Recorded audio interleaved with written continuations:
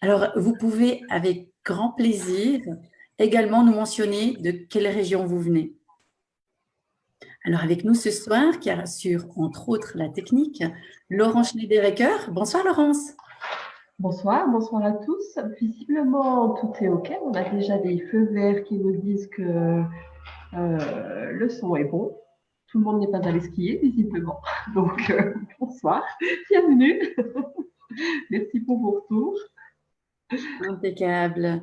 Merci à vous. Merci beaucoup Bernadette du Loiret. On voit tout plein de personnes qui gentiment arrivent de toute région. Alors, Laurence, que je viens de présenter, elle est également cofondatrice d'Honesty. Immense gratitude à toi, Laurence, pas seulement pour la technique, pour tout ce que tu fais, tout ce que tu es également. Et ce soir, pour vous, chers auditeurs, chères auditrices, eh bien, c'est une formation de type interactif, sous forme de webinaire, et c'est la vôtre.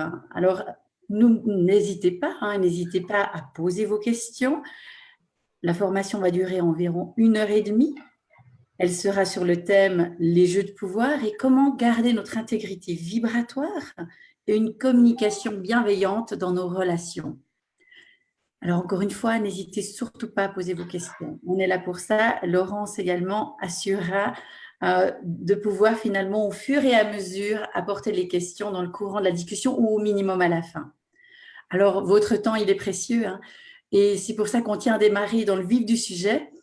Et on aime bien Eckhart Tolle, il disait à un moment donné, la majorité des souffrances sont inutiles. Eh bien, il s'agit des souffrances liées à l'ego, qui touchent de plein fouet finalement la relation à soi et la relation à l'autre. Ego, ce petit mot de 3 lettres qui peut détruire un grand mot de 13 lettres appelé communication.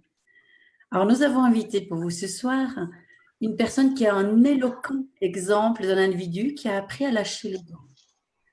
Et ainsi, il permet à la force de vie de le traverser et d'être l'expression même de son intuition. Alors, vivre pleinement représente son quotidien.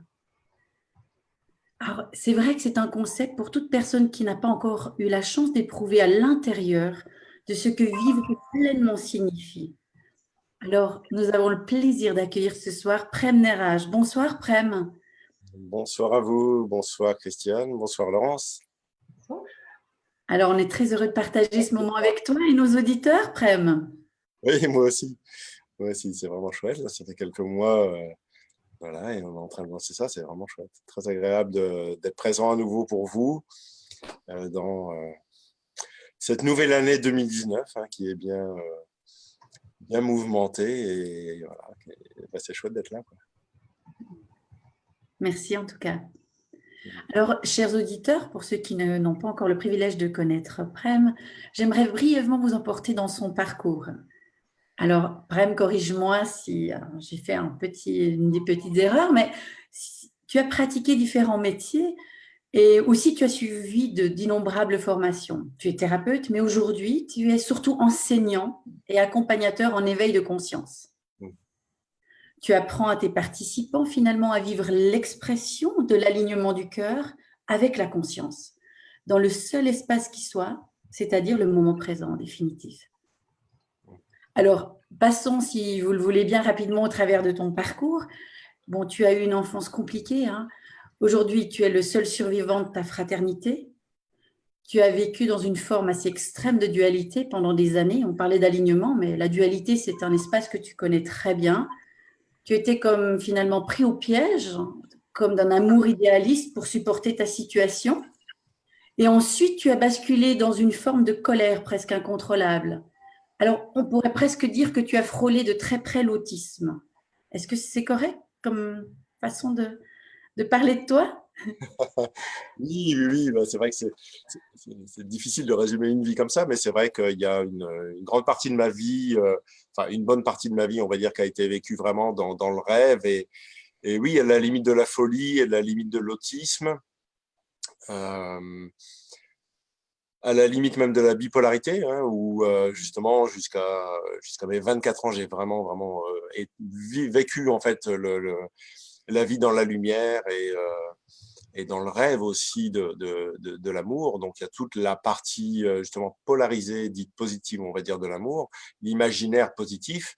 Et puis, la nature n'aimant pas les choses incomplètes, la vie m'a rappelé un mouvement très naturel que je comprends très très bien aujourd'hui, qui est le yin et le yang, et qui m'a demandé de me compléter. Et donc à partir de là, ça a été bien sûr la visite de l'autre partie, qui est en fait, bien sûr la partie obscure, dite négative, hein, je mets des guillemets à tout ce que je dis. Et donc ça a été aussi le passage de la lumière à l'ombre, étonnamment. Euh, et sachant que le résultat, on va dire en termes d'espace-temps, de ces deux espaces, de ces deux expériences, on va dire, extrêmes, m'ont amené de toute façon aux mêmes portes, qui est la porte en fait de la destruction ou de l'autodestruction. Et il y a quelque chose en moi qui a fait que il y a eu le besoin de comprendre la vie, la mort, voilà, comprendre qu'est-ce qu'on fait ici, et quels sont les enjeux justement qui se jouent à l'intérieur de nous, qui fait que c'est difficile que l'on soit dans la lumière ou dans les ténèbres, quoi que l'on se raconte, la seule et véritable paix, amour, tranquillité et bienveillance vis-à-vis de nous et vis-à-vis du monde, c'est un alignement total entre le cœur, la conscience et bien sûr la terre-mère qui, elle, va nourrir et nous permettre de mettre en action les choses ici de façon incarnée. Ouais. Et en fait, ça t'a fait aussi vivre à 100 à l'heure. Finalement, il y avait ce côté très duel, mais il y avait quelque chose d'hyperactif en toi, en quelque sorte. Et quand on vit à 100 à l'heure, eh bien, la vie, elle sait aussi parfaitement, dans tel cas, confronter la personne avec sa propre existence. Tu es une personne très entière. Et il y a eu ce moment où tu t'es positionné de manière vindicative, comme cet appel à l'intérieur de ton être qui semblait venir de l'intérieur de tes entrailles. Si je recoupe bien ce que j'ai perçu de ce que tu nous as échangé. Alors pour toi, il a été question de vivre l'expression de l'amour, sans quoi tu préférais littéralement cesser de vivre. Oui, c'est ça. Ça a été, je pense, quelque part, ma grande désillusion au bout de la lumière. C'est-à-dire qu'en fait, de s'apercevoir que on a beau rayonner et être totalement, justement, dans un amour, même surfait, on va dire, mais quand même une énergie d'amour qui est vraiment conséquente, qui est vraiment extrêmement belle. Je me souviens très, très bien de cette énergie. Et puis l'attirance que ça avait aussi autour de moi, la façon aussi dont on me percevait, etc. Après, toutes les parties qui sont à visiter, en fait, sont beaucoup plus riches et beaucoup plus grandes que ça. On a besoin, aujourd'hui, l'humanité a besoin, là où on voit que la société et le monde entier, d'ailleurs, nous demande implicitement, en fait, de prendre un positionnement de façon positive ou négative, je suis contre ou je suis pour, je suis un dominant ou un dominé, etc. On voit bien aujourd'hui que le monde réagit, et qu'il réagit, ma foi, plutôt violemment, hein, autant d'un côté que de l'autre. Hein. C'est comme si deux personnes qui font ce qu'ils peuvent quelque part, hein, chacun avec son éducation, avec de là où il vient, etc., etc., en fait, ne parlent pas d'un même langage et en fait n'arrivent pas à entendre et du coup à tenir compte aussi de ce que dit l'autre. Donc, je crois que aujourd'hui, il y a quelque chose de vraiment qui se joue très, très fort. Et c'est pas pour rien, d'ailleurs, que c'est la première formation de l'année, hein, au-delà de la retraite que l'on a fait au mois de janvier, que ce soit justement sur la notion de pouvoir, de façon à sortir de la dualité, à ce que, en fait, le monde qui est en fait un monde d'autisme, quelque part, hein, qu'est-ce que c'est qu'un autisme, hein? C'est quelqu'un qui est dans son monde et qui est vraiment coupé du monde, parce que le monde tel qu'il est, peut nous paraître violent, difficile, douloureux, énormément d'émotions, d'incompréhension. On ne sait pas comment faire. La guidance de nous-mêmes, d'ailleurs, enfin des autres qui sont là pour éventuellement nous accompagner quand on est dans ces espaces-là, c'est souvent une guidance qui fait ce qu'elle peut, on va dire, hein, parce qu'elle ne comprend pas pleinement de là où on est, etc., etc. Donc oui, sortir de ces pseudo-réalités en fait, dans lequel tout le monde voit les choses de façon très, très simple, hein, et c'est pas péjoratif, hein, c'est la simplicité souvent la plus belle chose.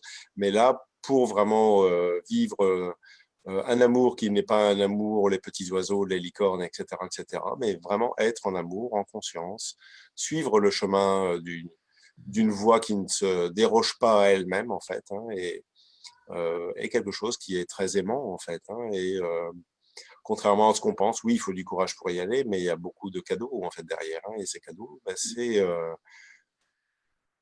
un accompagnement de soi, de l'autre, et puis réussir sa vie. Vous savez, pas passer à côté de sa vie, c'est important, quoi. Aujourd'hui, beaucoup de gens sont pris dans le piège du travail, dans le piège de la performance, dans le piège devant la télévision, dans le piège de oh ben c'est pas grave, on va attendre un petit peu, c'est pas, on va rester là-dedans, mais ils n'ont pas conscience de toute la partie éphémère de la vie, et que ben, à force d'attendre, ils finissent par générer des maladies, des problèmes divers et variés. Et ben, la vie, c'est court. Hein. Si on regarde à l'échelle cosmique, c'est rien, quoi. Une vie, c'est vraiment rien, quoi. Donc, il y a pas, je crois qu'il n'y a pas de temps à perdre. C'est pas l'idée de vouloir aller vite. Hein. Moi, je suis pas quelqu'un qui va vite. Enfin, je vais vite intrinsèquement, on va dire, à ma nature, mais parce que j'ai réduit aussi l'espace et le temps par rapport à ça. Donc, à partir de là, les choses répondent beaucoup plus à l'instant présent. Donc, à partir du moment où c'est dans l'instant présent, ben, si vous voulez, il y a des délais d'intégration, de conscience et de mise en amour qui sont quasi instantanés. Mais pour ça, il faut savoir se remettre à chaque instant en question, être capable de se regarder soi, son propre ego, ses propres soi-disant connaissances, positionnement dans le monde, vis-à-vis de soi, vis-à-vis du conjoint, enfin de la conjointe pour moi, etc., etc. Et voilà, donc c'est plutôt un beau chemin. Il faut savoir le regarder. Il faut se dire, allez, on y va, quoi. On y va. Qu'est-ce que j'ai à perdre? À part aller mieux, qu'est-ce que j'ai à perdre? Alors justement, de ton côté, pour aller mieux, pour trouver cette paix, cette complétude, toi, tu es parti en Amérique du Sud et Oui, là-bas, tu as fait un long chemin initiatique et éprouvant, on peut le dire. Hein. C'est quand même à la dure. oui. Que tu as fait le travail, mais tu as été très bien accompagné. Ça t'a permis notamment de lâcher tes résistances, ton ego, ton identité, hein, et laisser finalement la force de vie s'exprimer à travers toi. Alors aujourd'hui, grâce à ton courage, mais aussi, on peut dire, ta détermination, ta résilience, tu as pu devenir enfin l'expression de ta vraie nature. Alors l'identité, Vincent Dufossé, elle est alors passée à premier âge, un homme avec sa conscience et son cœur alignés. Est-ce que, par exemple, de ton côté, tu aurais quelque chose à ajouter à la mini-biographie qui vient d'être faite? Que tout ne s'est pas fait en une fois. C'est pas juste avec un voyage de 3 mois où c'est vrai que j'ai pris un risque concret, physique, de mourir en fait pour vivre ce que je ne vivais pas parce que je me sentais incomplet en fait dans mon corps, malgré que je vivais déjà beaucoup d'amour, beaucoup de conscience, etc. Là, il y a vraiment quelque chose qui s'est passé, mais ça a duré quand même encore pas mal d'années, hein, tout en étant présent et en guidant les gens, puisque bien sûr, j'organise tous les ans 1 à 2 voyages au Brésil, où on voit vraiment des transformations très, très concrètes qui se jouent. Euh, donc, beaucoup de douceur, beaucoup de bienveillance. On tombe énormément de choses. Il y a tellement de cadeaux que c'est c'est souvent difficile de les quantifier.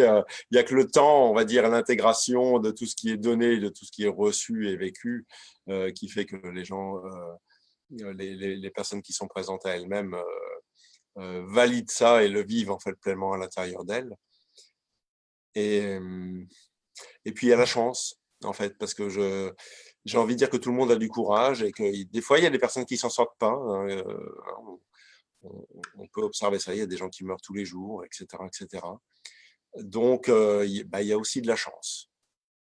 Alors, pour avoir de la chance, j'ai envie de dire, quelque part, il faut accepter que toutes les parties qui sont gigantesques, divines, au-delà des mots, au-delà de tous les dogmes, au-delà de toute structure, surtout pour ne pas être enfermé, il faut écouter ce cri de liberté intérieure qui dit je veux me libérer de l'humanité. Et pour se libérer de l'humanité, il s'agit d'accepter l'humanité. Accepter sa propre humanité pour pouvoir s'en libérer. En fait, c'est une sorte de paradoxe assez complet. C'est comme se libérer si vous voulez vous libérer de votre karma, ça veut dire du passé. On peut parler aussi bien sûr du futur et de toutes les parties multidimensionnelles, mais si vous voulez passer à autre chose, il s'agit de le regarder en face. hein, tout simplement. Et puis d'être accompagné dans ce chemin qui est en fait le seul chemin en tous les cas, pas le chemin de la vérité parce qu'il n'y a pas de vérité, mais en tous les cas, c'est le chemin de la mise en amour d'un corps. Et ça, c'est quelque chose qui est propre à tout le monde. Tout le monde a la même structure. Même si on ne vient pas du même endroit, même s'il peut y avoir quelques différences, on vient tous du même endroit.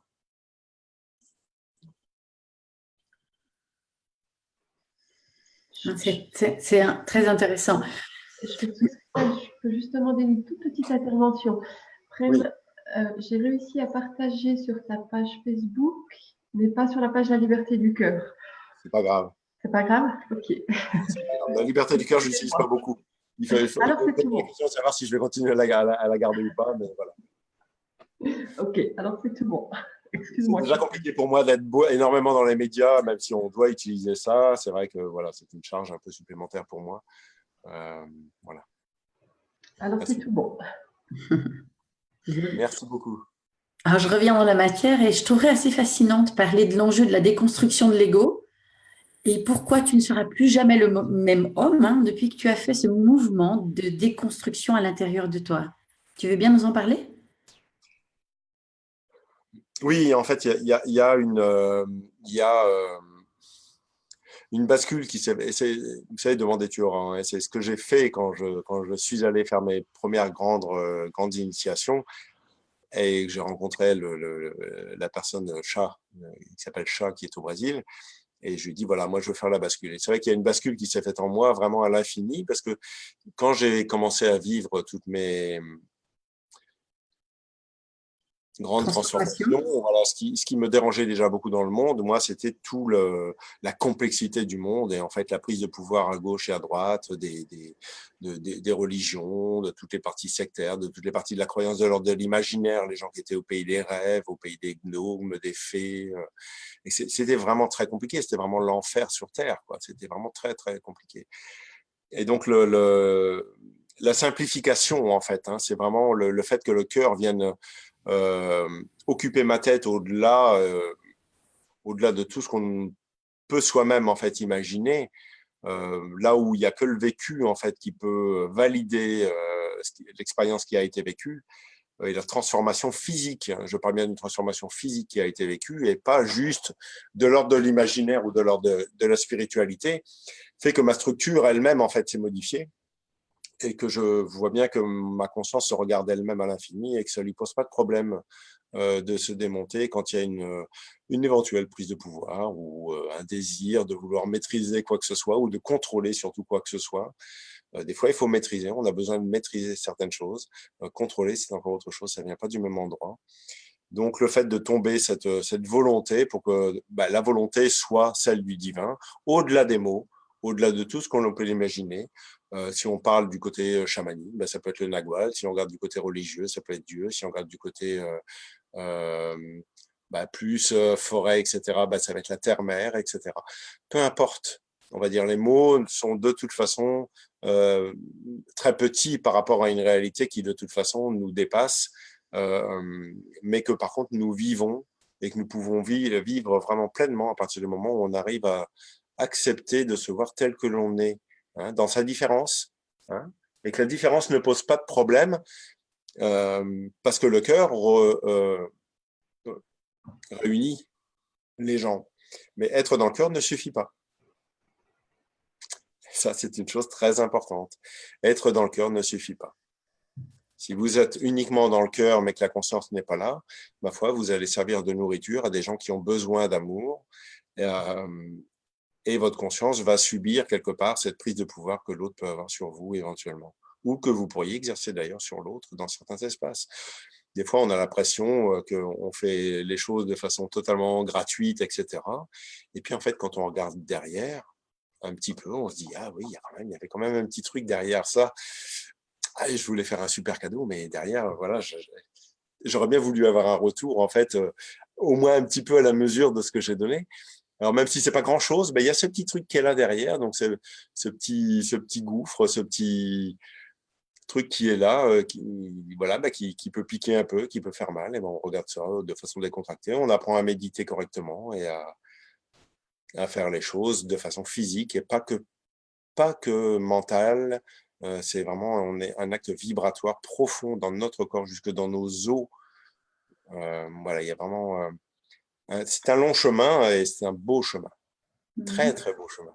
À ce propos, tu parles de dimension physique et j'en profite vraiment pour prendre la question de Stéphanie. Merci Stéphanie d'ailleurs. Prem, tu veux dire quoi par transformation, aussi physique justement? C'est sa question. Transformation physique, c'est une transformation vibratoire. Ça veut dire que le cœur, étant l'alchimiste, on va dire le véritable transformateur, celui qui va mettre en amour, on va dire, la problématique, je mets des guillemets, ce que nous, on considère comme problématique, ça veut dire nous-mêmes. Et à partir du moment où l'amour va venir occuper physiquement notre corps jusque dans les os, en fait, il va y avoir une modification de la structure cellulaire, en fait, au niveau des os, au niveau des dents. En fait, à tous les niveaux, on peut vraiment sentir, des fois, entendre notre squelette bouger, craquer, se modifier. Et le fait que l'amour vienne occuper cet espace-là, ces espaces-là, il va y avoir une meilleure interaction, si tu veux, entre l'intérieur et l'extérieur. Il y a moins de filtres, il y a moins de barrières. Donc, changer l'intérieur, c'est une chose. Et encore, il y a des niveaux, vraiment, c'est considérable. Mais bien sûr, il faut changer, réussir à comprendre ce que veut dire en fait le fait qu'il n'y a pas de séparation entre l'intérieur et l'extérieur. Mais si vous dites à l'intérieur, bah oui, je suis beau, je suis en amour, je suis machin, etc., mais que la coquille, elle, est une coquille hermétique à laquelle il n'y a que des petits trous en fait qui s'échappent pour pouvoir être en connexion avec le reste, en fait, quelque part, c'est une forme de monodialogue en fait avec vous-même, mais vous n'êtes pas vraiment en interaction avec le monde. Donc oui, c'est changer l'intérieur de la bulle, mais c'est aussi changer la structure elle-même de la bulle. Donc on parle bien d'un acte physique. Un acte physique. Et oui, tant que ça n'a pas touché le corps physique, les choses ne sont pas faites. La transformation à l'intérieur ne peut pas être complète. C'est ça. Non, elle est faite à un certain niveau. D'accord. J'en profite peut-être pour rebondir sur une question de Salah. Merci Salah de l'avoir posée. Attends, Christiane, il y en a une entre deux qui est venue qui demande le complément de ce que Prem vient de dire. C'est justement cette modification vibratoire physique. On demande si elle peut être à l'origine des symptômes douloureux comme la lombalgie, le rhume et ces choses-là. Oui, complètement. Alors, attention, hein, je suis ni médecin et en aucun cas je vais vous donner de diagnostic de quoi que ce soit. Donc, il s'agit de ne pas interpréter. Par contre, c'est évident que nous sommes des êtres vibratoires et qu'à partir du moment où il y a un blocage, à partir du moment où il y a une difficulté qui se joue, des miasmes, hein, on peut imaginer le fait quand on se mouche, machin, etc., on peut facilement comprendre que l'énergie, en fait, ne circule pas correctement. Voilà. Par contre, attention, on est dans un monde bien incarné, donc ça ne veut pas dire qu'il faut des fois passer par une opération, il faut passer par les médicaments, etc. Et là, vous avez les thérapeutes, vous avez les professionnels de santé qui sont là pour vous et pour vous aider dans ces espaces-là. De là où je suis, c'est évident que pour moi, le cœur est la solution à presque tout. Mais presque tout. Moi, j'ai subi des opérations, ça m'arrive une fois tous les 4 ans de prendre un médicament, etc. Mais ça peut m'arriver. Donc, ça dépend de là où on est, etc. Il faut toujours rester très… si vous voulez, c'est pour éviter aussi à ce que les gens rentrent dans une sorte de métaphore de guérison. Ils imaginent que tout va arriver par là. C'est possible, mais ne soyez pas sectaire ni d'un côté ni de l'autre. Soyez conscients. Et ça dépend vraiment de chacun. Parce qu'il y a des personnes qui vont réagir très bien pour quelque chose, il y a des personnes qui vont réagir beaucoup moins bien pour une chose. Donc, il y a des personnes pour qui les médicaments, ça ne fonctionne pas, puis il y en a pour qui ça fonctionne super. Et pourquoi? Et des fois, il faut passer par là. Donc, voilà. Et ça, je le dis par rapport au Conseil de l'ordre des médecins, par rapport à l'idée éventuellement sectaire que l'on pourrait se dire, ah oui, mais l'énergie, oui, l'énergie, mais attention, on ne détient pas de vérité, il s'agit de prendre en compte la globalité de l'humanité et pas de dire, moi je détiens la vérité de quoi que ce soit. Je vis une certaine vérité, c'est la mienne, vous pouvez l'entendre, vous pouvez éventuellement en plus l'éprouver physiquement. Je pense que j'invente rien quand on voit les plus grands maîtres qui se jouent je crois que tout ce qui sort de ma voix, de moi de toute façon, n'est que le reflet, on va dire, ou une autre vague vibratoire qui peut s'écouler. Il s'agit juste d'accepter d'apprendre, et l'un n'est pas antinomique avec l'autre. Alors, je rebondis sur la question de Salah, que l'on n'a toujours pas oublié. Il dit, les techniques de développement personnel qui enseignent le leadership, la maîtrise de soi, le charisme, etc., ne vient-il pas en opposition avec le lâcher-prise? Après tout, ce sont des outils de contrôle de soi pour prendre pouvoir sur l'autre. Mais oui, bien sûr. Bien sûr, c'est comme si on avait une structure. On a besoin en fait de reconnaissance dans ce monde-là, en fait, qui nous demande en fait un positionnement qui est un positionnement égotique. Quand quelqu'un vous pose la question qu'est-ce que tu fais dans ta vie, en fait, c'est pas qu'est-ce que tu fais dans ta vie, c'est quel est ton travail en fait en réalité. Mais pour les gens, qu'est-ce que tu fais dans ta vie, c'est toi t'as un travail, soit t'as rien, quoi. T'as réussi ou t'as pas réussi. En gros, c'est ça. Donc oui, des fois, il y a un besoin en fait d'avoir une structure égotique qui soit plus forte, qui soit etc. pour exister dans un monde en fait qui l'est. Donc après on rentre dans une sorte de course en fait à l'ego où on peut y voir à chaque fois des choses de plus en plus délirantes quelque part, où les gens sont capables de s'humilier eux-mêmes pour exister, ou d'avoir un ego tellement surdimensionné qu'ils sont prêts à écraser le monde pour réussir dans la vie, etc., etc. Voilà, il y a une autre solution que de faire un choix positif ou négatif, c'est la voie du cœur. Et la voie du cœur, c'est pas juste un petit mot comme ça. C'est quand le cœur occupe le corps, quand le cœur occupe la glande pinéale, ça veut dire le centre de conscience au niveau de votre cerveau, et que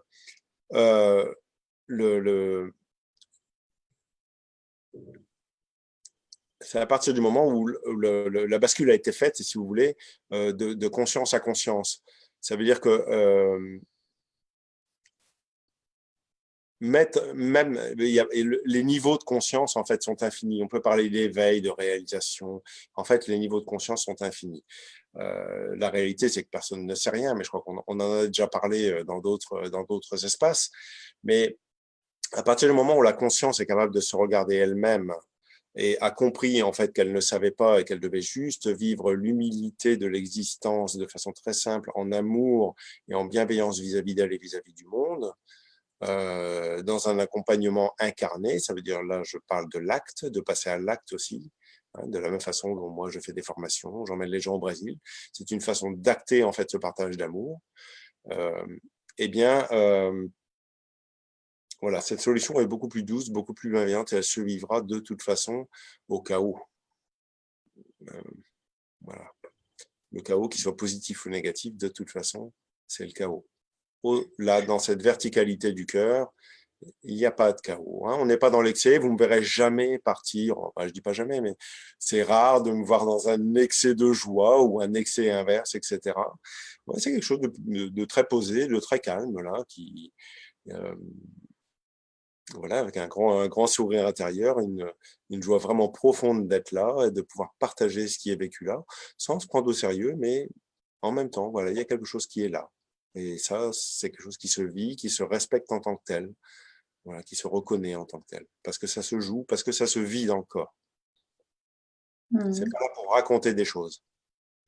À propos vivre dans le corps, on a une question de Claudine. Merci Claudine pour avoir posé cette question et merci d'être là. Qu'est-ce que tu appelles méditer correctement? Méditer correctement. Alors, méditer, c'est déjà beaucoup, parce qu'il y a beaucoup de personnes, je m'aperçois, qui ne méditent pas du tout. Après, méditer correctement, c'est réussir à suffisamment se laisser faire pour laisser la nature de la vie faire ce qu'elle doit vivre à travers nous. Tu veux bien nous répéter ça encore une fois? Une méditation, c'est alors apprendre à méditer correctement. Donc, je vois la question. Hein. Pour moi, c'est vraiment réussir en fait à se laisser traverser par la vie, en fait, par le mouvement de la vie. Après, à travers une méditation, il y a beaucoup d'expérimentation aussi. Il y a beaucoup de compréhension de ce que c'est qu'un corps, comment fonctionne un corps, comment ça se passe, qu'est-ce qu'il y a dans mon corps, comment ça se joue, comment je vais l'interpréter. Comment je vais interpréter les petits picotements, la chaleur, le froid, etc., etc. Donc, il y a la conscience du corps, mais attention, il s'agirait de ne pas oublier, et ça c'est pratiquement une grande partie, les gens oublient que leur tête fait partie de leur corps. Donc, la tête observe le corps, mais la tête a fini de s'observer elle-même. Donc, c'est complet. Et la tête faisant partie de cet espace-là. Là, on a toute la partie dominante, en fait, qui est la tête, hein, toute la partie masculine, ce que on peut appeler dans la religion, pour moi, Dieu le Père. Et voilà, la vérité, on va dire, de la conscience au niveau de la glande pinéale. Mais comme je disais tout à l'heure, être dans le cœur ne suffit pas, être là-haut ne suffit pas. Être dans le cœur ne suffit pas, ou être en connexion avec la Terre ne suffit pas. Si vous êtes en connexion avec la Terre, vous êtes des êtres sauvages, en fait, hein, plus un animal, en fait, qu'autre chose. Si vous êtes que dans le cœur, bah oui, vous êtes en amour, mais par contre, vous n'avez pas de conscience de où vous êtes et de qui vous êtes. Et si vous êtes uniquement dans votre glande pinéale, ici, en fait, bah, il y a toute une partie égotique de condescendance, de prétention à être, à exister, sous prétexte que les autres espaces ne sont pas assez développés. À partir du moment où on a compris en conscience que le cœur est le seul chakra, le seul espace énergétique qui est en connexion avec tous les autres chakras, eh ben, on peut comprendre que en décontractant son corps, on peut, avec le temps et avec la pratique, avec les initiations aussi, hein, ce que je propose en formation, eh bien, vous avez la possibilité de venir occuper votre corps et de laisser le cœur venir occuper votre corps. La conscience est toujours là, sauf qu'elle a beaucoup progressé et la nature de la vie vous porte. Alors, je me permets d'interagir avec une question. Pour beaucoup de participants, je peux imaginer que laisser le cœur finalement remplir les espaces du corps, tu pourrais peut-être développer là-dessus. Parce que pour beaucoup de personnes, peut-être que le corps, c'est l'organe, ou c'est un chakra qui est très fixe. Qu'est-ce que tu veux dire par là concrètement? Je vais revenir à quelque chose d'extrêmement simple. Hein. C'est quelque chose de physique vibratoire. C'est vous permettre de ressentir l'énergie. Si vous avez une barre dans la tête, si vous avez, je sais pas, un mal à l'intérieur d'une oreille interne, si vous avez mal à un genou, à un doigt de pied, si vous avez un mal à des muscles, à des tendons, vous avez mal au cœur parce que ça vous pique, vous avez le sentiment d'avoir le foie engorgé ou d'avoir les intestins bloqués, d'avoir le périnée soit trop ouvert, soit complètement serré, etc., etc. En fait, c'est ça l'observation. Et à partir du moment où vous observez, quoi que vous observiez au niveau de votre corps, quoi que vous observiez, ça veut dire que ce soit positif ou négatif, eh bien, vous allez vous décontracter dedans. Et à partir du moment où vous allez vous décontracter dedans, vous allez faire une inspiration, ce que moi j'appelle une inspire par le nez. Donc, ça veut dire que l'énergie va descendre jusqu'en bas des poumons, jusqu'au niveau du chakra du cœur. Et quand vous allez expirer, l'énergie du chakra du cœur va venir se mélanger à ce que vous avez inspiré et vous allez et sortir par la bouche. Et à partir de là, vous allez mettre en alchimie, ça veut dire que vous allez commencer, grâce à l'énergie du cœur, transformer les choses. Et grâce à la conscience qui, par exemple, vous sentez que votre foie est engorgé, eh bien, vous allez vous décontracter. Vous n'avez pas besoin de grand-chose. Hein. Ce que j'appelle moi le grain de sable de volonté. Vous allez vous décontracter dans votre foie. Et puis, vous allez faire l'inspiration, l'expire. Et à l'expire, vous allez voir tout simplement que l'énergie du cœur va couler en fait dans votre foie parce que vous l'avez décontracté. Et en fait, le cœur va là où les portes sont décontractées et ouvertes. C'est à la conscience d'ouvrir les portes. Eh bien, plutôt que de raconter l'histoire de toute la spiritualité qui va dans tous les sens, même si on est des êtres spirituels, il n'y a pas du tout de déni par rapport à ça. Mais au moment du passage, au moment de la transformation, le fait d'abandonner toute croyance sur le soi-disant savoir de l'inconnu, eh bien, et que vous passez à un acte physique, eh bien, vous faites les choses véritablement, concrètement. Et en plus, comme vous savez que le savoir est une chose qui, à un moment donné, peut être un frein parce que trop de connaissances, trop de rassurance, et vous avez oublié que l'inconnu, c'était l'inconnu. Donc, il y a une sorte de prétention, en fait, qui peut s'amener à l'autre. Et bien, si vous faites cet acte physique, et bien, vous allez passer la prétention à penser savoir quoi que ce soit, en fait. Donc, on parle bien, et je reviens bien sur des actes qui sont des actes physiques, incarnés. Sinon, c'est que du bavardage. Moi, ça me fait rebondir là sur une question par rapport à ce que tu as expliqué. Il y a quand même une limite qui est difficile des fois à percevoir entre ce qu'on fait avec le cœur et la conscience, et puis le fait que notre mental nous emmène à ben oui, j'ai décontracté cet organe, oui, j'ai fait ceci. Comment est-ce qu'on peut développer des réflexes ou être sûr finalement qu'on a bien fait le travail de décontraction? Ouais. Tant que vous n'avez pas le vide dans votre tête, tant que c'est pas le silence complet dans votre tête, pas le vide en tant qu'absence, hein, mais le vide en tant qu'amour, où vous sentez justement tout cet amour qu'elle a à l'intérieur de vous, mais que cet amour, lui, ne discute pas, eh bien, ne croyez rien. C'est aussi simple que ça. Parce que toute communication, qu'elle soit interne ou externe d'ailleurs, mais là, on le communique, en fait, avec la voix aussi, on est capable de dire que l'inconnu restera l'inconnu et que toute expression interne, tout aussi délirante soit-elle, tout aussi belle soit-elle dans l'explication des choses, de la grille quantique, des mondes multidimensionnels, voilà, de toute la panoplie spirituelle ou religieuse ou autre d'ailleurs, parce que il y a toute la partie scientifique qui est aussi très très intéressante. Il y a beaucoup d'espaces en fait qui sont très très intéressants, même au niveau du mental. Par contre, voilà, c'est qu'est-ce que vous en faites? Toute adhérence à quoi que ce soit, en fait, va vous bloquer et va vous formater en fait dans quelque chose qui va générer dans votre vie un manque d'amour. En fait, et c'est ça le problème. À la limite, la croyance n'est pas le problème. C'est surtout le manque d'amour que l'on vit dans ces espaces-là qui pose problème. Avoir conscience de son propre ego ou de sa propre illusion, eh ben, ça change beaucoup de choses.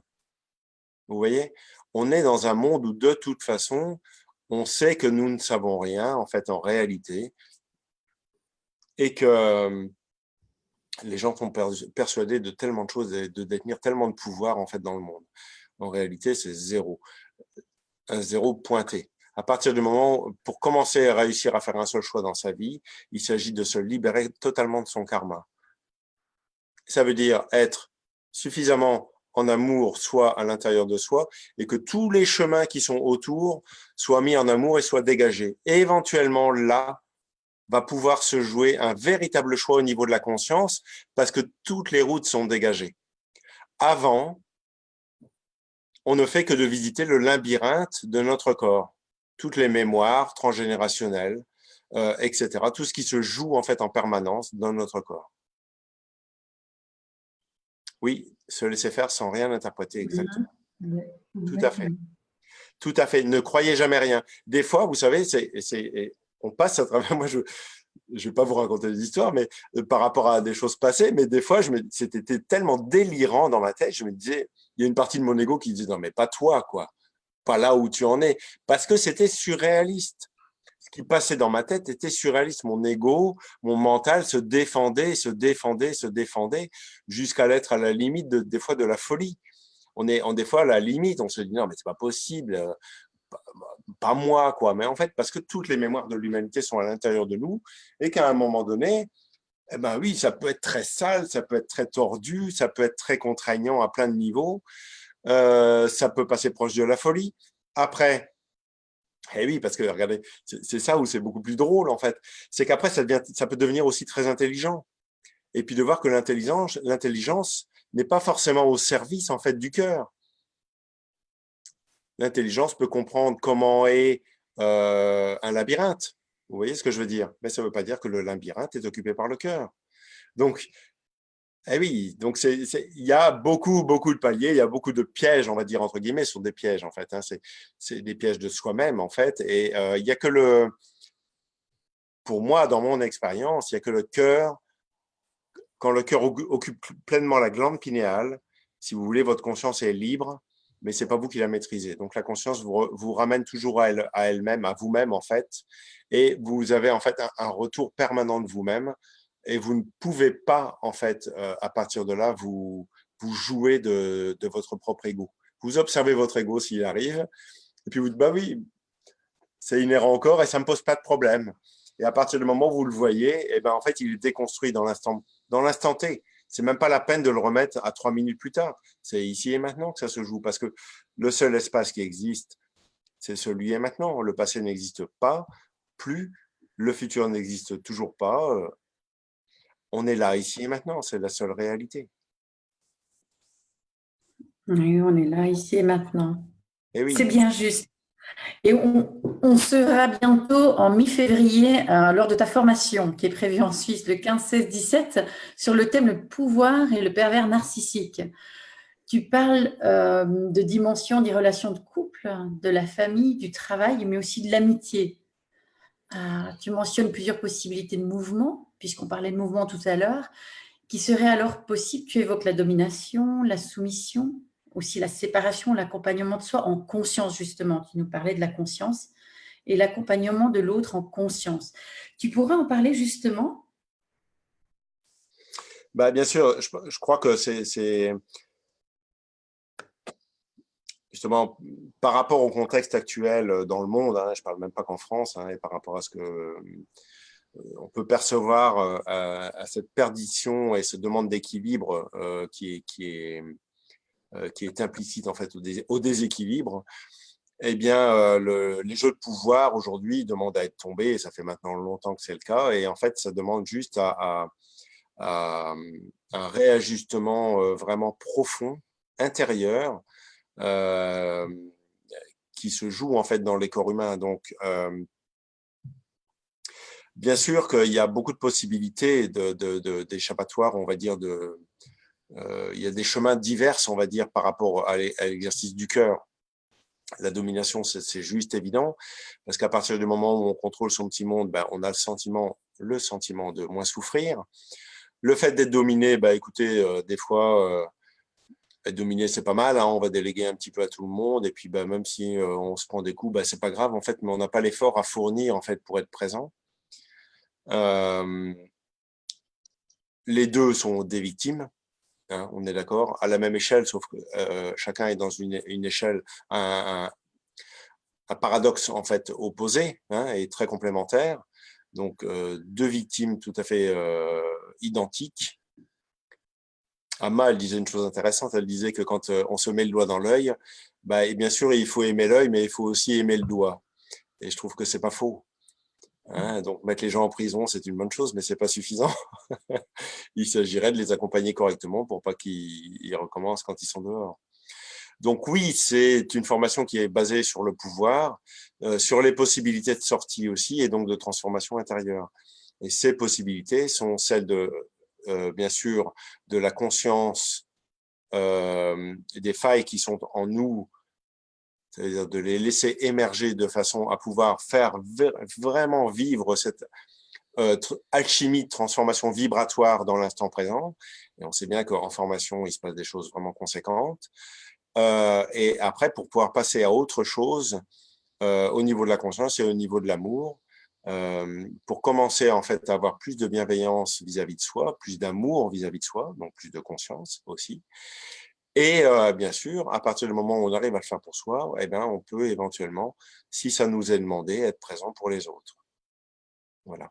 Alors, c'est une formation qui n'est pas là que pour les gens qui sont en couple, bien sûr, parce que bah, il y a aussi toutes les personnes qui sont désireux d'être en couple, qui ne le sont plus, ou qui souhaiteraient l'être.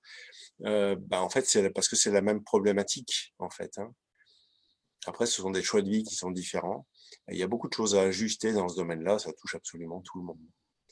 C'est intéressant de mettre le pouvoir narcissique parce que, si vous voulez, c'est un mot qui est connu et en fait, ça montre en fait un mouvement énergétique, on va dire, qui n'est souvent pas conscient du jeu intérieur, du fait de la colère liée à une transformation qui va venir, de la maladresse que l'on peut avoir dans la communication et après de le fait de vouloir rattraper cette maladresse. Donc on a l'impression un peu de faire le yo-yo systématiquement entre je t'aime moi non plus, je t'aime moi non plus, je t'aime moi non plus, et puis après bon, c'est comme ça après qu'on arrive à des choses qui sont plus ou moins difficiles, plus ou moins douloureuses, des fois tragiques. Et ça, pas que dans le couple, hein, aussi dans le relationnel avec un patron, avec des amis, etc. Parce qu'on n'écoute que ça et on n'écoute pas son cœur. Hein. Les gens sont éloignés. Hein. Le mental n'écoute pas ce que dit le cœur, ça c'est juste évident. Il ne peut pas. Il n'est pas dans la même fréquence. Le mental est un très bon serviteur, mais un mauvais maître, comme qui disait. Peut-être à ce stade, tu pourrais répondre justement à comment garder notre intégrité vibratoire et une communication bienveillante dans nos relations. Alors, garder son intégrité vibratoire passera obligatoirement par l'introspection et par la prise de conscience de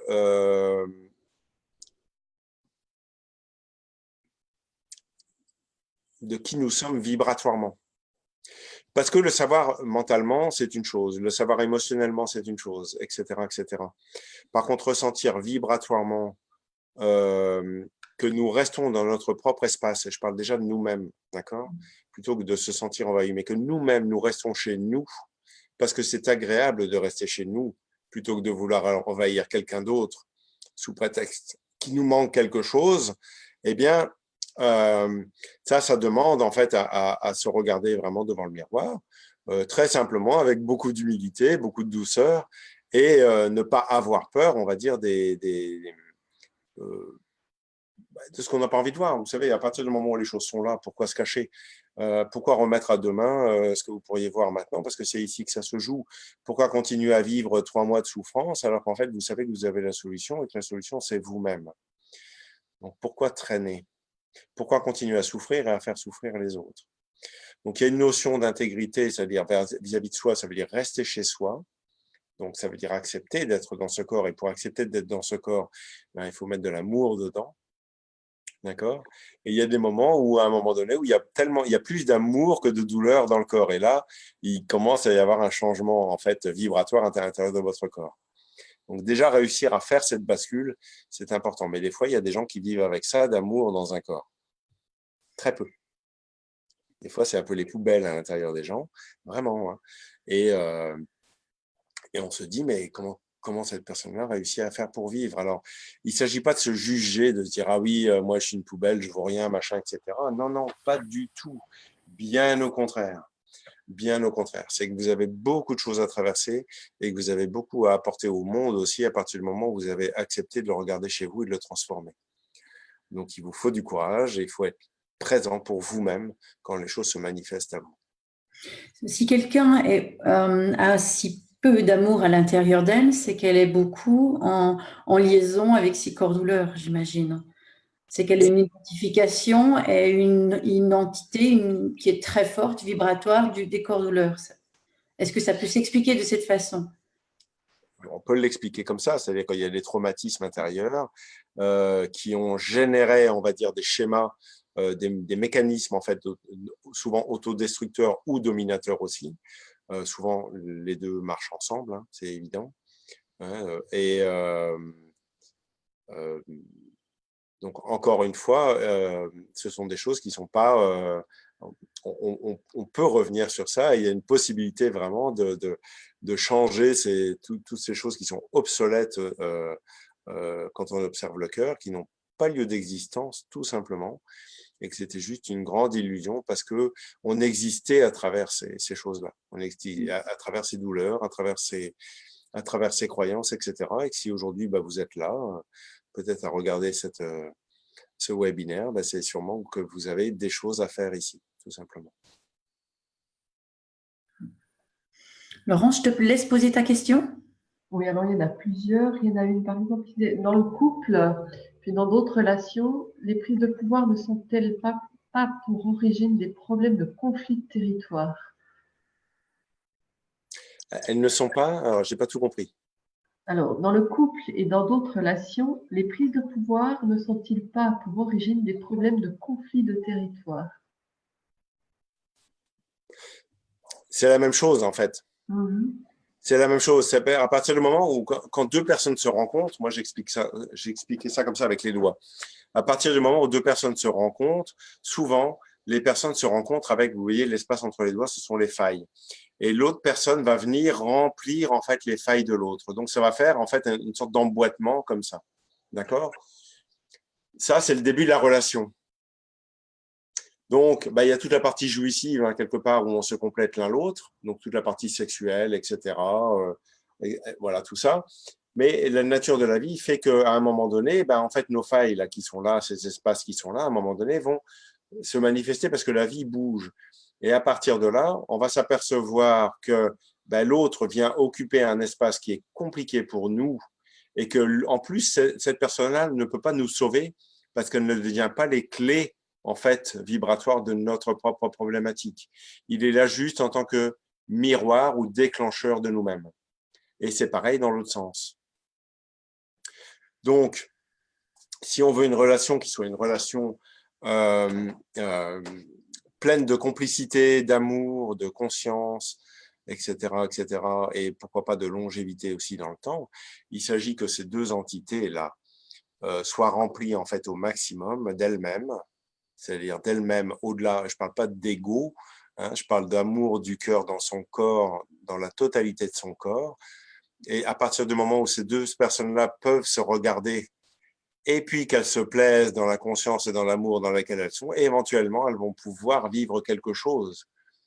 Vous voyez ce mouvement que je fais, la réconciliation de la gauche et de la droite, hein, du principe masculin et du principe féminin d'un corps, que l'on soit un homme ou une femme, et c'est la même chose. Après, il s'agit d'aligner l'ensemble du corps de façon à ce qu'il y ait une harmonie, en fait. Donc, c'est une introspection qui peut se faire de façon commune, mais qui, de toute façon, malgré tout, est individuel et personnel. C'est un paradoxe. Donc, ça veut dire rester chez soi. Restez chez vous, c'est la meilleure façon. Bah oui, c'est la meilleure façon euh, de ne pas vivre la colère de la personne qui vous a envahi, enfin que vous avez envahi. Et inversement, après c'est toute l'interprétation, toutes les parties classiques. Possession qui vont venir par rapport au ressenti vibratoire. Ah oui, je suis possédé, on m'a envahi, on m'a attaqué, on fait ceci sur moi, on fait de la magie noire, on fait de la magie blanche.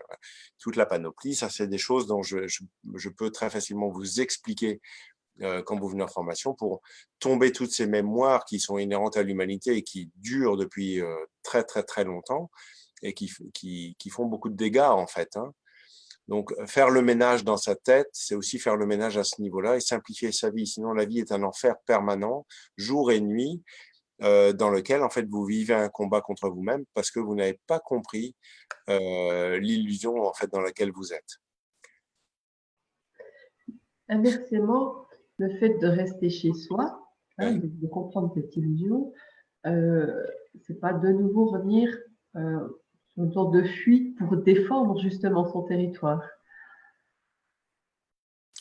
Ça peut pas être interprété dans ce sens-là. Ça peut être interprété comme ça. Interprété, oui, il peut y avoir beaucoup d'interprétations possibles. Mais à un moment donné, pour moi, il y a quelques temps, il y a quelques années maintenant, quand je me regardais à l'intérieur, j'avais une façon de vivre l'amour qui était un amour, en fait, conséquent, mais extérieur, en fait. Donc, je le vivais à l'intérieur, mais à un certain niveau, je le vivais à l'extérieur de moi. Et la vie m'a confronté où j'ai pas eu le choix. Donc, moi qui croyais que c'était égotique que de s'aimer soi, eh bien, j'ai accepté physiquement, vibratoirement, de laisser cette énergie-là rentrer à l'intérieur de moi. Et j'ai accepté que ça monte à l'intérieur de moi, jusque dans ma tête. Et à partir du moment où je l'ai vécu dans mon corps pleinement, eh ben, en fait, j'ai compris que c'était pas égotique. Donc, il y a eu une conscience et j'ai lutté des années. J'ai été un grand résistant par rapport à cette évidence. ou parce que je ne comprenais pas, parce que pour moi, c'était prendre un risque au niveau de l'ego. En même temps, pourquoi pas? Peut-être qu'il y avait un risque avant au niveau de l'ego, qu'il a fallu que j'attende cette période-là pour pouvoir le vivre. J'ai appris que la vie était aussi parfaite dans son expression. Donc, il faut accepter aussi le rythme à chacun. Et des fois, le rythme d'intégration, qui est le rythme en fait égotique d'intégration, des fois est plus lent, des fois il est instantané et des fois il est un petit peu plus long. Par rapport à ça, au fait de respecter son rythme, est-ce que finalement on n'arrive pas quelque part dans une sorte de manipulation consciente ou inconsciente qui sont faites pour, de nouveau, pour défendre son territoire et puis sans vouloir briser la relation avec l'autre? Bien sûr. Il y a de toute façon, si on remonte à l'origine, au-delà de la communication avec les gens, avec l'autre, de toute façon, c'est réussir à tomber ce que j'appelle moi le conflit de territoire intérieur entre le je et le divin. Le divin au-delà du mot. Le je veut garder le pouvoir sur le corps. C'est pas compliqué. Donc, il éprouve un conflit de territoire et ce conflit de territoire va se manifester en fait de plein de façons différentes, de plein de croyances, de bavardages divers et variés, d'émotions, de certitudes, d'imaginaire, etc., etc. Et tout ça va générer en fait de plein de chemins pour donner un sens à son existence. Alors que si le cœur venait en fait occuper le corps, on s'apercevrait que le monde est l'existence est une inconnue en fait totale et complète, et que ça demande beaucoup d'humilité pour vivre là et accepter d'être là, alors que je ne sais pas qui je suis, que je ne sais pas où je vais. Ça amène de nos auditrices attardées, pour la nommer, à une question intéressante. Du fait qu'on devient conscient de ses failles et du chemin individuel de chacun, on se pose la question, quel est l'intérêt d'être en couple? Alors, l'intérêt, il peut être à plein de niveaux, Azadé. Je crois qu'il ne faut pas y regarder l'intérêt. Je pense qu'il faut tout simplement y éprouver la joie que tu peux accepter de vivre en étant avec quelqu'un. Tout simplement, l'amour et la joie que tu peux que tu peux partager avec quelqu'un. Tu peux progresser, éventuellement construire des choses avec la personne. Wow. Une vie peut-être un peu joyeuse à ce niveau-là, dans lequel on peut y avoir des projets communs, etc. Sur deux personnes conscientes, écoute, c'est plutôt chouette. Maintenant, être seul, c'est un chemin aussi. Si ça pose pas en toi de tristesse, c'est quelque chose qui est un petit peu abattu parce que tu as tombé les bras, écoute ton rêve et mets tout en place à l'intérieur de toi pour pouvoir vivre ton rêve. Juste ça. Pourquoi une seule personne? Alors ça, c'est propre à chacun. Alors là, moi, j'ai beaucoup fait dans ma vie. J'ai beaucoup cherché, c'est ça que ça veut dire. Voilà, il s'est avéré que pour moi, ça passe à travers juste une personne. Parce que c'est trop compliqué à travers plusieurs personnes. Ça génère beaucoup de problématiques que je n'ai plus envie de vivre et que je connais très bien. Donc l'intégrité doit être impeccable à ce niveau-là. C'est une intégrité pas rigide, c'est juste évident, tout simplement. Mais pourquoi pas plusieurs? Chacun y voit, chacun doit faire son expérience en fonction de sa structure, de comment il est fait, et là où il en est dans sa propre expérience. Hein?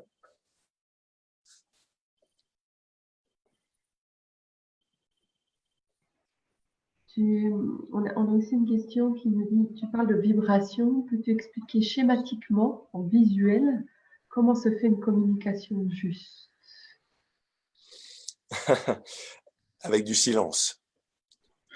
Beaucoup de silence. Oui, beaucoup de silence. Et une écoute, en fait, qui vient du silence.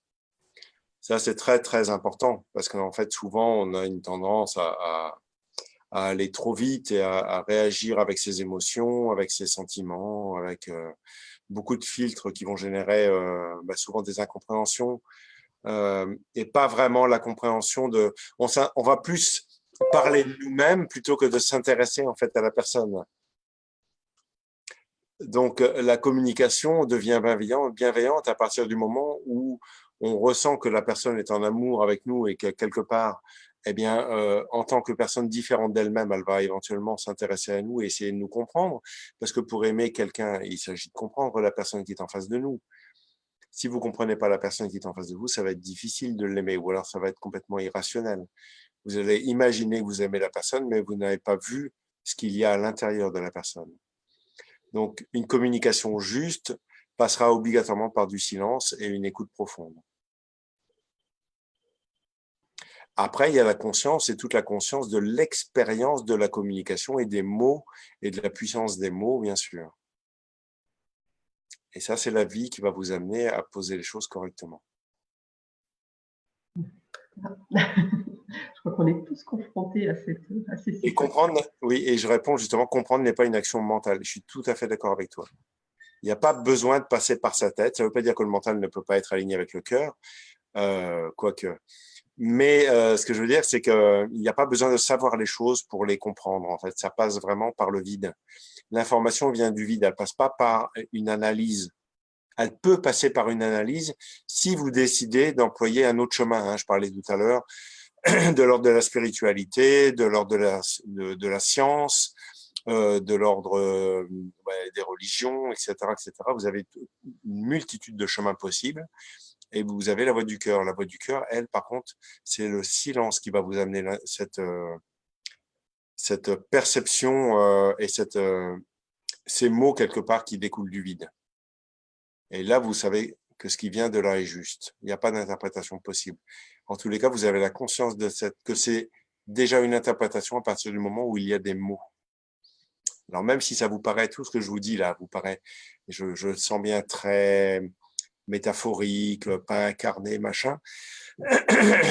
C'est normal parce que c'est ce qui se joue aussi en formation, c'est qu'en fait, on amène les gens de façon concrètement en fait à sortir les choses aussi, pourquoi pas avec des mots, pour qu'il y ait une réalité vibratoire, parce que tout est vibration.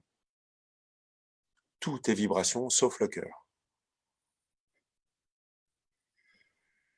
Effectivement, c'est vrai qu'en formation, on apprend vraiment à faire ces étapes, à comprendre finalement tous ces schémas, à les vivre, à les vivre vraiment de manière très très forte à l'intérieur de nous. Oui, parce que ce sont des initiations. On peut pas, disons que moi je peux pas fonctionner comme ça, à raconter uniquement des choses.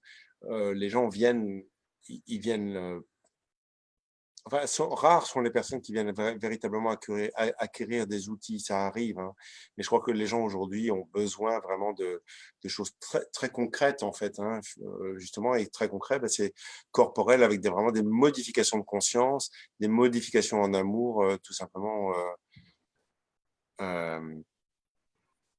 parce qu'ils n'en peuvent plus, quoi. Ouais. Ils n'en peuvent plus. Pourquoi le cœur n'est pas une vibration? Parce que le cœur, c'est un espace où il n'y a pas de pensée, pas de croyance, pas d'imaginaire, pas de futur, pas de passé, pas de multidimensionnel. Il y a juste l'inconnu, l'amour, cet amour inatteignable, cette chose inatteignable. Et l'inconnu est inatteignable de par sa nature. Hein, on entend bien le mot inconnu. Donc à partir du moment l'inconnu, quelle que soit l'interprétation de l'inconnu, ça restera une interprétation. À partir du moment où le cœur vient occuper le corps, lui, commence à vibrer parce que il est un peu en choc. Alors des fois, il y a des chocs qui sont plus ou moins beaux. Ça dépend de là où on regarde. Si je regarde du côté, je sais pas, du côté elfique par exemple, voilà, il va y avoir plein de couleurs. Et puis l'amour, quand il arrive, ça va avoir des couleurs arc-en-ciel, etc. Si on regarde d'une partie plus obscure à l'intérieur de nous, on va voir cette lumière qui arrive et cette lumière est insupportable. Et puis ça crée une contraction et cette contraction crée une vibration. Les couleurs de l'arc-en-ciel sont une vibration. Les couleurs de l'arc-en-ciel sont la décomposition de la lumière. Voilà. Donc, à partir du moment où vos muscles, les tendons commencent à ressentir l'amour, eh ben, généralement, il y a des contractions qui se font au niveau du corps, qui sont inhérents en fait à le fait d'être incarné et de vivre la dualité. Donc, le corps se défend parce qu'il a peur de mourir pour renaître. Mais il connaît pas le pour renaître. Donc, c'est une mort pour une renaissance. On parle bien là d'alchimisation du corps par le cœur. Donc oui, au niveau du cœur, il y a zéro vibration. C'est le calme plat. Ce que nous, on perçoit comme amour, mais par contre, c'est zéro. C'est un grand vide, un vide plein, si vous voulez. C'est difficile de décrire l'inconnu. Hein. Vous voyez bien que tous les mots que je vais y mettre seront compliqués. Hein. Mais ça se vit comme ça. On a une question ici. Quand tu as une relation avec un pervers narcissique, comment ne plus retomber dedans et ne plus attirer ce genre de personnes destructives?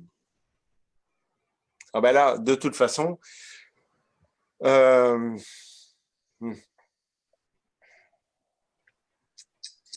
souvent un grand chamboulement. Ça veut dire que je rêverais que ça se passe en douceur, mais généralement, ni l'un ni l'autre ne lâche prise en douceur. C'est rare de lâcher le pouvoir comme ça.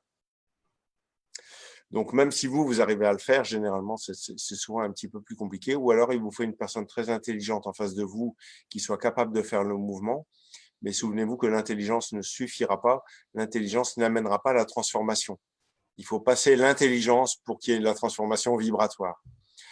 Donc, il vous faut du courage pour sortir d'un espace qui est douloureux en vous. Et après, pour ne pas renouveler ces espaces-là, vous n'avez pas le choix. Comme personne ici sur Terre, vous n'avez pas le choix que de faire votre introspection vibratoire profonde et d'être confronté à vous-même, quelle que soit la réalité que vous portez à l'intérieur de vous. Et c'est plutôt une bonne nouvelle puisque de toute façon, c'est déjà là en vous, donc c'est pas la peine d'attendre. N'attendez pas que vous ayez 80 ans ou 90 ans pour être confronté à ça parce qu'au moment de la mort, de toute façon, ce sera là. Et ça vous sera montré. La nature de la vie vous le montrera en tant que nature. Donc faites-le maintenant, parce que maintenant que vous êtes encore en forme, plutôt en bonne santé, même si vous avez des petits bobos, etc., c'est pas grave, parce que ça vous donne l'opportunité de vivre, avoir une vie débarrassée, on va dire, de cette problématique et de pouvoir avancer et de grandir en amour et de découvrir des amours, des vibrations d'amour que vous n'imaginiez pas, et puis du coup un relationnel aussi amoureux avec le monde que vous n'imaginiez pas. Une découverte permanente. Beaucoup de joie.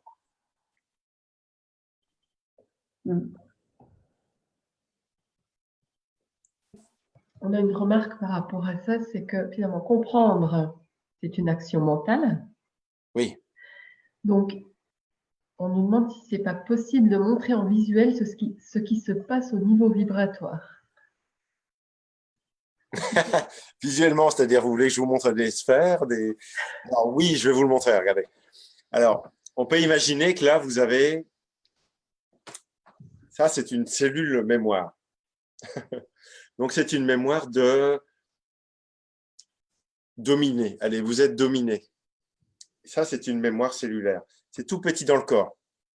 Cette petite mémoire cellulaire, à partir du moment où elle est active, elle peut gérer toute votre vie. Une petite mémoire cellulaire. Maintenant, ce que je vais vous demander, tout simplement, c'est de la ressentir. Vous ressentez dans votre corps où est-ce que vous vous sentez dominé. Et c'est physique. Vous allez ressentir peut-être là dans votre tête, dans une oreille, ça va vous faire mal, dans le ventre, dans le sacrum, le coccyx, dans les ovaires pour les femmes, etc. Allez regarder, voir un petit peu, ressentez où ça se passe, là où c'est inconfortable. Après, physiquement, à partir du moment où vous ressentez cet espace-là, vous allez vous décontracter. Donc la décontraction, c'est une décontraction. Pour moi, c'est de la vibration. Si vous ressentez que ça vibre comme ça, d'accord, eh bien, on va vous demander de vous d'avoir conscience, de faire une décontraction comme quand vous vous détendez à la mesure de cette vibration-là. Ça, c'est la peur. Cette vibration, c'est la peur.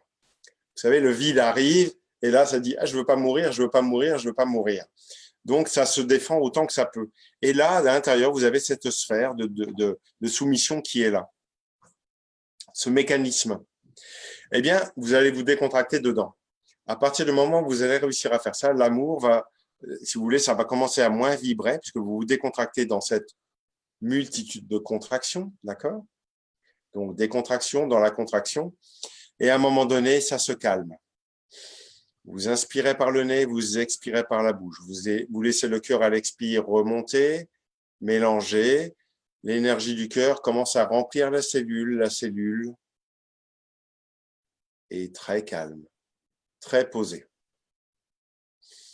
Vous continuez et à partir de ce moment-là, vous attendez aussi que votre conscience, qui a observé la scène, s'habitue à cette nouvelle façon de vivre. Il faut du temps à la conscience aussi pour comprendre en fait que vous pouvez vivre sous cette forme-là, une forme d'amour. Si déjà vous arrivez à faire ça, vous avez commencé à faire quelque chose d'important en vous. Après, on va parler de la structure. Alors la structure, c'est, on avait la cellule, donc c'est toujours imagé, hein, mais on peut le percevoir comme ça. Vous imaginez la structure de dominé qui est comme ça. Et vous avez mis de l'amour à l'intérieur de cette bulle, de cette boule. Maintenant, pour changer de structure définitivement, il va falloir la coquille, vous savez, qui formait la boule. Eh bien, c'est celle-là qu'il va falloir réussir à décontracter. On vous parlait tout à l'heure des os, des dents, etc. Même au niveau des brins d'ADN, on va très loin comme ça. Eh bien, le fait d'avoir pris la prise de conscience de cette structure et que, à force de pratiquer, vous allez pouvoir vous décontracter dedans, vous allez voir en fait que la structure va se dissoudre totalement et que c'est quelque chose que vous ne vivrez plus jamais dans votre vie. Là, vous êtes passé à autre chose. Et il y en a des milliards, des mémoires comme ça. Et que quand on parle comme ça, là, rien qu'en ressentant les choses, eh ben, vous vivez déjà une multitude de choses. Il y a sûrement plein de gens qui bâillent, peut-être des gens qui ont un peu mal au crâne, vous avez peut-être des chaleurs qui se passent, etc., etc. Donc voilà, il y a tout plein de choses qui se jouent à l'intérieur de vous et que vous pouvez écouter et accepter d'apprendre, hein, tout simplement. Accepter d'apprendre sur vous-même. Peut-être dans une forme que vous ne connaissez pas, mais qui, en tous les cas, est plus simple. En tous les cas, moi, je sais que c'est pour moi, pour le jeu, là, c'est ce qui s'est passé, c'est qu'on a simplifié au maximum les choses, de façon à ce que les choses soient instantanées. À partir du moment où on se rapproche du cœur, c'est très simple, puisqu'il n'y a plus de structure. Et à partir du moment où la structure est défaite, et qu'elle est mise en amour, eh bien, on est dans l'ordre de l'instantanéité. On n'est ni dans le passé, ni dans le futur, ni sur d'autres plans à raconter des histoires. Tout se fait ici et maintenant. Très simplement. Pour que les choses soient simples, c'est évident, on a besoin de visiter notre complexité. Et je suis sûr que si vous écoutez bien, vous voyez que que ça peut parfois être surréaliste. Et c'est surréaliste. Véritablement surréaliste. Effectivement, surtout en l'ayant déjà vécu plusieurs fois au travers des formations, des retraites, et ça, effectivement, ça devient surréaliste. Juste. On peut le confirmer, je pense, hein, Christiane. Par rapport à ça, j'en profite parce que je reçois beaucoup de bravos, de merci, de félicitations, donc je les transmets juste peut-être entre deux. On a une remarque d'Emmanuel qui dit que lorsque le cœur occupe le corps, que le corps ne résiste plus, mais laisse la place à l'amour ou au divin, alors on ne ressent plus de vibration. C'est juste? Oui. Très clair. Et oui, C'est un grand vide dans le corps. Et c'est surprenant parce que pour nous qui avons, alors je parle de moi dans le passé et peut-être de vous aujourd'hui ou dans le passé, je ne sais pas, mais qui avons été addicts aux vibrations, aux couleurs, etc., ben en fait, là, il ne se passe plus rien. C'est un grand vide. Et on le voit quand on fait des formations, il peut y avoir des choses très fortes que les gens vivent en méditation, etc. Et moi, je ressens juste de la douceur dans mon corps, mais rien, c'est zéro vibration du bout de mon crâne jusqu'au bout de mes doigts de pied. Il y a juste de l'amour qui est là, profondément à l'intérieur de moi. Et le fait de rentrer en résonance avec le résultat de toutes mes initiations et de ce qui se joue dans l'instant présent, eh bien, ça va faire vibrer vos cordes sensibles qui n'ont pas encore été transformés au niveau mental, émotionnel, imaginaire, croyance, certitude, égotique de tous les côtés. Et puis, bah, c'est une invitation en fait permanente en fait à progresser sur ce chemin, tout simplement. Mhm. Alors, tu nous as parlé de plusieurs milliards de cellules de Maître en amour. Est-ce que tu penses vraiment que c'est motivant? Je n'ai pas osé, moi. Est-ce que tu penses vraiment que les personnes se disent, ah ben oui, en 542 ans, j'arriverai peut-être avec 350 formations qu'ils prennent à peut-être faire un quart du dixième de ce que j'aurais voulu? Non, parce que c'est exponentiel. On est sur un travail qui est un travail exponentiel. Ça veut dire que oui, ce sont des milliards de choses, mais vous savez que là, quand on parle, il y a des milliards de choses qui se passent à l'intérieur de nous. Donc, ça se joue dans l'instant présent. Mais pourquoi j'amène ça? Je sais bien que quand je dis ça, ça pourrait faire peur à plein de gens, se dire, ah ouais, mais c'est énorme, et ça va durer combien d'années? Mais mes amis, ça va durer toute votre vie. Et c'est ça qui est intéressant. C'est ça qui rend la vie intéressante. Ça veut dire que vous allez vous découvrir vous-même et découvrir la vie au fur et à mesure de votre existence. Parce que si vous voulez, à un moment donné, ne plus rien ressentir de la vie, plus avoir d'émotions, plus rien avoir à faire, etc., etc., mais qu'est-ce qui va se passer? Vous allez faire quoi? Oui, quel que soit le degré d'éveil, quel que soit le degré d'amour que vous avez en vous, il se passe des choses dans votre vie. Oui, c'est Eh clair. oui. Donc, n'attendez pas à ne rien vivre. Alors, autant que je vous dise tout de suite, oui, des milliards, et puis que ça vous paraisse absolument gigantesque, mais parce qu'au moins, comme ça, vous savez, et vous ne rentrez pas dans le rêve de vous dire, ah ben quand je vais venir, oui, il va se passer des choses. Oui, c'est énorme ce qui s'y déroule, et oui, c'est extrêmement rapide. Par contre, souvenez-vous ce que je vous ai dit, quand j'ai fait moi-même mes grosses initiations, ça a duré quand même un certain temps. Et ça met un certain temps parce qu'il y a des paliers. Et il y a des paliers qui ne sont pas faciles. Il y a des paliers de l'ego, attention, il y a des petits égos, là, il n'y a pas de problème avec cela. Mais quand on est confronté à des choses beaucoup plus grandes, beaucoup plus fortes, à l'intérieur de nous, on est vraiment persuadé qu'on va mourir si on lâche ce truc-là, ben là, il vous faut toute la bienveillance de l'expérience de la personne qui les a faites pour que vous arriviez à passer les choses avec tout l'amour nécessaire pour que vous y arriviez et reveniez à vous-même sans traumatisme. Et oui, parce qu'après, il y a le traumatisme de la changement, il y a la conscience qui voit la transformation et qui se dit, ah oui, mais comment je vais faire maintenant que je vis plus ça? Maintenant que je vis plus ma cellule mémoire de soumission, moi, j'ai vécu toute ma vie comme ça. Et puis, ben, demain, je vais faire comment? Parce que moi, je sais pas comment je vais faire. Moi, j'aimais bien, en fait, être soumis. Ça m'allait Faut bien bien. voir. Et ouais, là, il faut laisser le temps à la conscience de réapprendre comment vivre avec un nouveau paradigme à l'intérieur de nous. Vous comprenez bien? Et c'est ça qui est fascinant. Et plus vous allez avancer, plus vous allez comprendre comment ça fonctionne un corps, comment fonctionne la conscience avec le corps, ce qui est la même chose, et ben vous allez avoir du plaisir à être ici et à avancer sur votre chemin et à le partager pour le coup, quelle que soit la quantité de ce que vous avez à faire. En fait, c'est de ce que vous avez à vivre. À partir du moment où vous n'avez plus rien à vivre, vous mourrez, vous partez. Il y a plusieurs façons de mourir. Hein. C'est soit on meurt parce qu'on n'a jamais rien voulu regarder et on finit par subir et incarner la maladie, les problèmes, etc. Soit tout est réglé et puis à un moment donné, ça décide de partir au-delà de nous-mêmes. Parce que le chemin a été fait. Bon, ben, faites le choix. Ça, vous avez le choix. On a le À choix. choisir de vivre plus en paix, plus en Parfait. joie, euh, en lâchant le pouvoir et la domination. Peut-être que ça nous donne une forme de réponse. Il me semble, hein. Il me semble. Sinon, vous ne seriez pas là. Comme dit, toutes les personnes qui sont là, de toute façon, ont quelque chose à voir ici, et c'est évident, ont quelque chose à faire de toute façon. C'est le hasard, ça n'existe pas.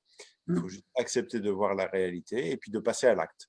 Il faut passer à l'acte. Il ne faut pas que ça reste là. Si ça reste là, vous ne comprendrez pas. Ça restera qu'une information que vous allez recevoir parmi tant d'autres. Et vous n'aurez pas compris forcément la profondeur de ce qui de Ce qui se joue. ce qui vous est communiqué ou partagé. Oui, tout à fait. Je me permets de poser encore une question. Parfois, je ressens plus d'ouverture au niveau de mon cœur. Oui. Je trouve cela assez inconfortable. C'est comme si cela voulait pousser ma structure physique. As-tu une explication? Je ne sais pas si c'est mon mental qui interprète. Ouais, c'est pas faux. C'est pas faux. Ça veut dire que ton corps, ben, tu vois, c'est vraiment pour moi la, la, une expression très concrète de ce que je vous disais par rapport au fait de la transformation vibratoire. Là, on voit bien on ressent bien que le squelette lui-même, en fait, crée en fait une sorte c'est en même temps la structure parce que c'est ce qui nous permet d'être debout et en même temps c'est ce qui nous empêche en fait d'être en échange libre, on va dire, entre l'intérieur et l'extérieur. Donc, en transformation vibratoire profonde, jusqu'au plus profond de nous-mêmes, jusque dans les densités les plus profondes, et jusque dans les plus grandes aussi, mais là on parle de profondeur intérieure, eh bien ma foi, vos os, eux, vont s'alchimiser, ils vont mourir pour renaître, ils vont être dissous et ils vont renaître en fait avec un amour, parce que le cœur, lui, va venir occuper vos os. Vous savez, quand vous arrivez près des ossements de sein et puis que vous sentez que les os vibrent, en fait, c'est ça, hein. C'est aussi simple ça, aussi simplement que ça. Ça veut dire que la personne ses os ont été en fait alchimisés. La personne a suffisamment bouleversé, on va dire, jusque dans son squelette, toute sa structure, et que même dans sa mort, ses os continuent en fait à vibrer. Et c'est ça, voilà, on parle vraiment là pour le coup de ces espaces-là, parce que ce sont les espaces qui sont les plus connus ou reconnus, on va dire, par rapport à la transformation alchimique, qui est en fait un mouvement naturel qui n'a rien à voir avec la religion. Soyons clairs. On a une question par rapport à la formation au Brésil. Oui. On te demande si c'est le refuge Caisse de Luz. Où ça se trouve en fait, chez Chat.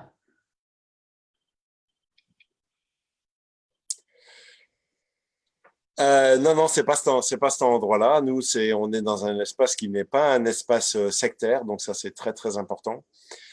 Qui s'appelle le Tsunami, qui est un lieu. Oui, Gaia de Luz.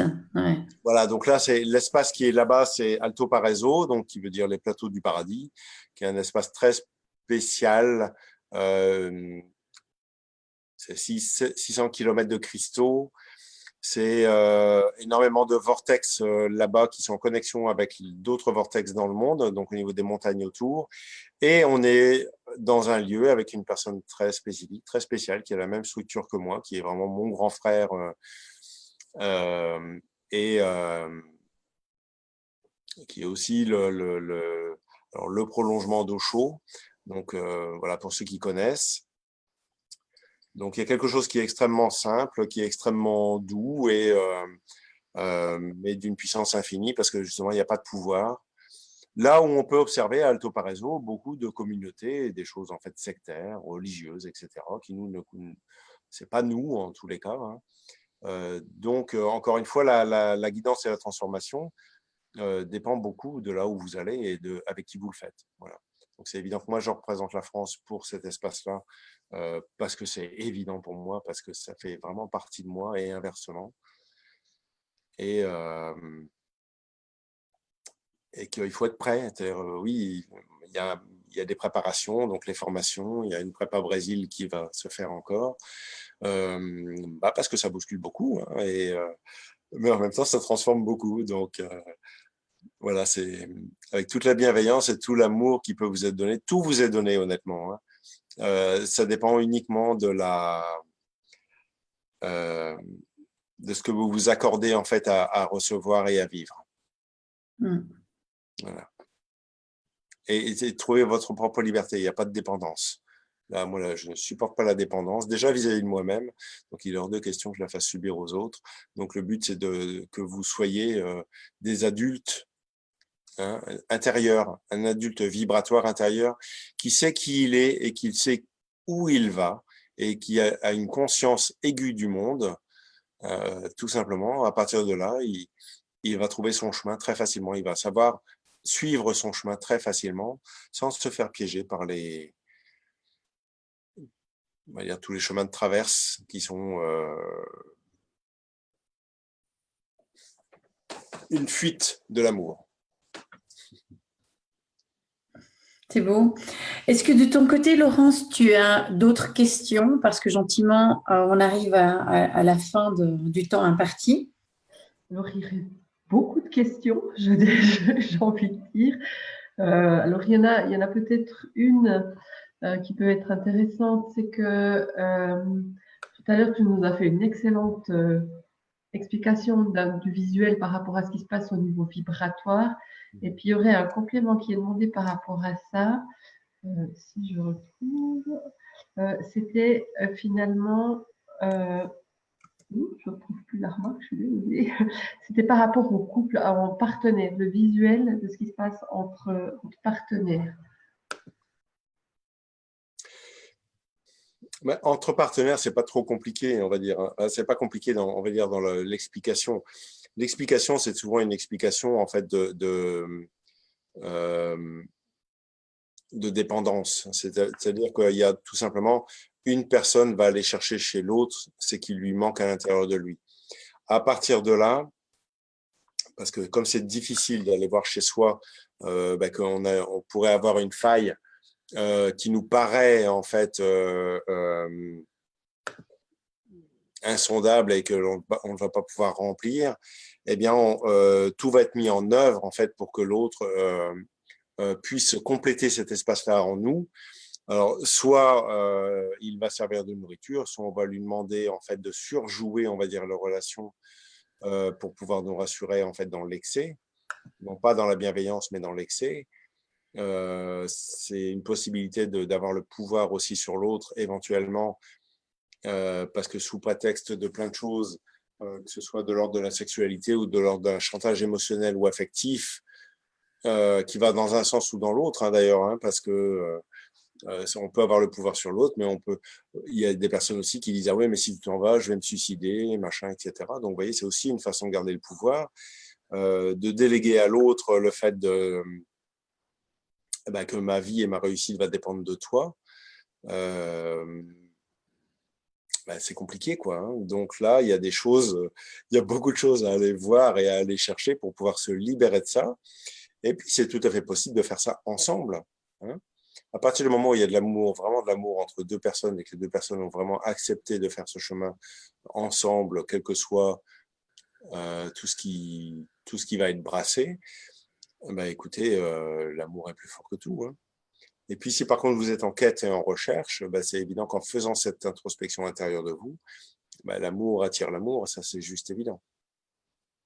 Si vous avez des blessures, vous savez que vos blessures vont attirer d'autres blessures, hein, souvenez-vous, ça va venir. Si vous avez des blessures, des plaies ouvertes, vous allez appeler quelqu'un qui, inconsciemment, qui va venir remplir vos propres blessures. Si vous êtes plein avec vous-même, vous risquez d'appeler quelqu'un qui va vous regarder, qui va dire « Waouh, toi, tu as fait le chemin, je le reconnais et ça me plaît bien. » quoi. Voilà. Est-ce que tu crois qu'on peut faire quelque chose ensemble? Et puis à partir de là, il y a toute la bienveillance qui sied à l'intégration vibratoire. Ça veut dire le fait de ne pas occuper l'autre et le fait de ne pas être occupé. Il y a l'observation et le temps nécessaire, on va dire, à la connaissance de l'un et de l'autre. À partir de là, peut-être qu'il va se jouer quelque chose.